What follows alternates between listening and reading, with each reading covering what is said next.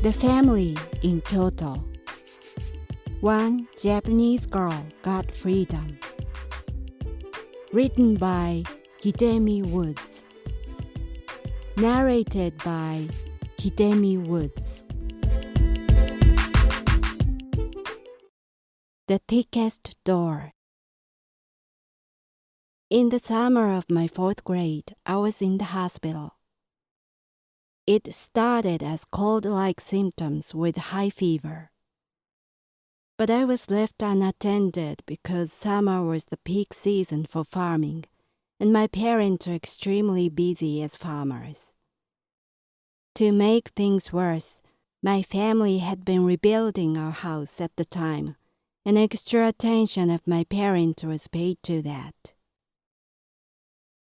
About a week later, I vomited blood and fainted. That at last captured my parents' attention, and they realized the seriousness. When I became conscious, they had called a nurse who lived in the neighborhood, and she was attending me. She suggested taking me to a hospital. After examination, I was diagnosed with nephritis.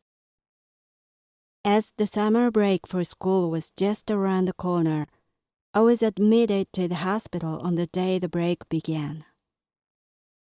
Although I had been longing for the summer break as the precious time of my freedom, I was locked up in the hospital instead. I shared the room with 5 other girl patients. Except for a very small or very sick child, parents weren't permitted to stay overnight with the patients. They came during the visiting hours. I was 9 years old and had never stayed outside home for such a long time before. I suffered from homesickness rather than from nephritis. My parents were too busy working 7 days a week as farmers, and only my mother visited me every day. But she only made it less than 1 hour before the visiting hour ended, although I was waiting for her all day long.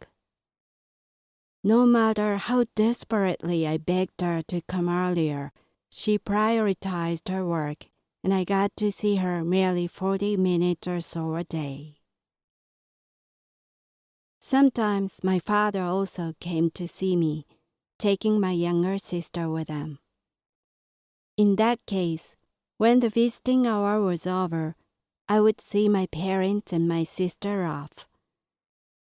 They went into the elevator together, and the door shut before me, excluding me alone. That was the thickest door I'd ever felt it was. I went back to my bed and lay down hiding tears from other girls and nurses. Maybe it hinted my future relationship with my family. The 3 of them still lived together in their house that I left after I struggled and couldn't quite fit in. Audiobook, Japanese Dream by Hidemi Woods on sale at online stores or apps.